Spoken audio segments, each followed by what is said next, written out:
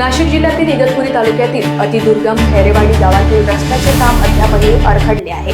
रस्त्याअभावी स्थानिक आदिवासी नागरिकांचे हाल होत असून 2 दिवसांपूर्वी एका वृद्धाचा मृत्यू झाल्याची गंभीर घटना घडली आहे। इगतपुरी तालुक्यातील खैरेवाडी येथील 3 किलोमीटर रस्त्याचे काम 8 महिने उलटूनही अपूर्ण आहे।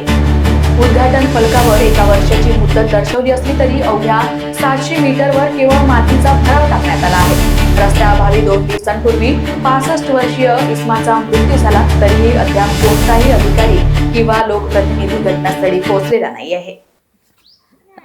आमच्या रस्त्याला वाघा नडगाचा रस्ता आहे, जायची सोय नाही, येण्या जाण्याची सोय नाही, दगडी खांगळाची वाट आहे।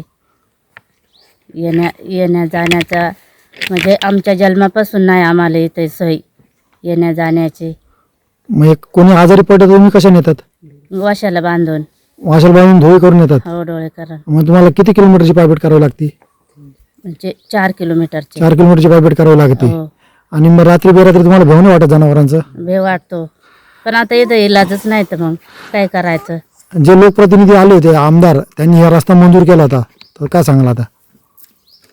त्यांनी काहीच केलं नाही असं? काहीच नाही केलं त्यांनी। तुमचं नाव ताई? Savita Krishna Parde. Okay. Bureau report, Lokvahini media, Nashik.